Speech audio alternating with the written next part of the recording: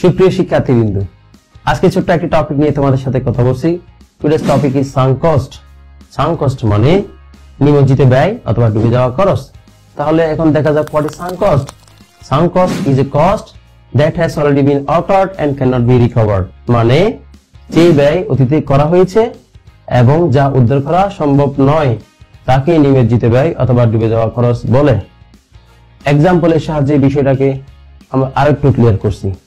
ধরে নাও তোমরা সব বন্ধুরা মিলে রেস্টুরেন্টে বুফে খেতে গেলা, 500 টাকা আনলিমিটেড খাবার, এবং তোমরা রাজি।